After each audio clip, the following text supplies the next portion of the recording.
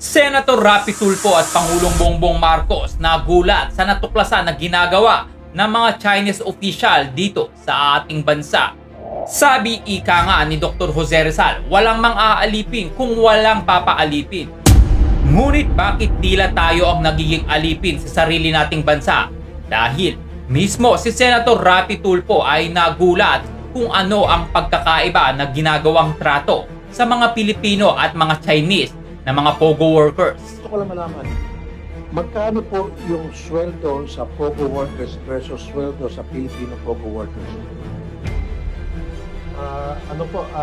Wala po akong datos ngayon tungkol doon sa amount. Pero ang base po sa tax natin ngayon po sa anti-POGO law, minimum pong babayaran nila is 12,500. So ina-assume po na mababang sweldo is 50,000 pesos. 15,000. Opo, teka muna. Pag yung Chinese POGO workers, ang bayad ay minimum 100,000. Pag Pinoy, sa sarili niyang bansa, minimum lang 10,000 to 15,000. Bakit ganon? Hindi pa yan dahil tila mas nagulat at mas nag-init si Senator Rapi Tulfo dahil maging ang mga matataas na mga Chinese official ay ganito ang ginagawa dito sa Pilipinas. Si Senate President Mig Zubiri gusto niya pumasok sa CR. Hindi siya pinapasok sa CR dahil jumijingle isang mataas na opisyal ng POGO. Walang Pilipinong pwedeng pumasok.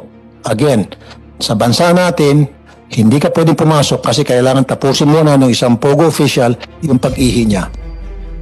Can you believe that? This is too much. This is unacceptable. So sir, gumawa kayo ng mga pamamaraan na para matigil to. Dahil kapag hindi nyo kayang itigil to, then itigil na natin itong POGO. Kasi na walang POGO, magugutom bang Pilipinas? Hindi. Recently, nakikita natin yung sunod-sunod na mga nangyaring krimen na involving itong mga POGO employees. I, for one, kita po ng dalawang mata ko, napunta po ako sa isang restaurant. Ang daming bodyguard nitong Chinese national. Malaman lamang ko taga-POGO siya. Isa raw siyang merango sa POGO. 8 ang kanyang bodyguard.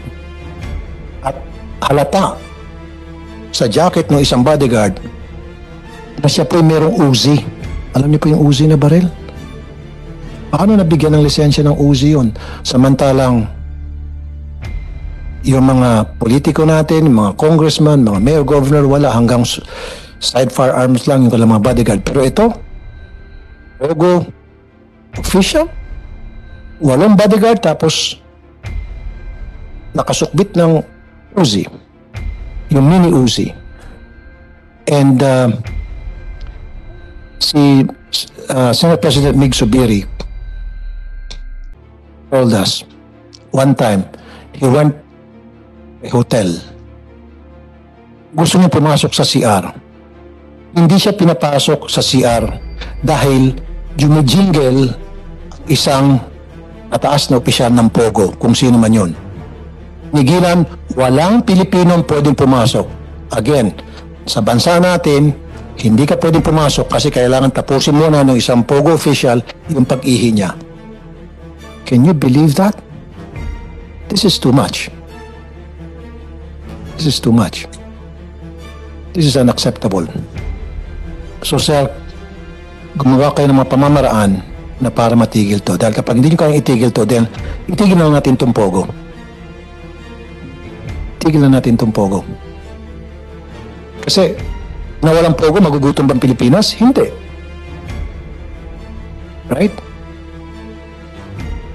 Pag mawala yung POGO, may iba siguro dyan magugutom.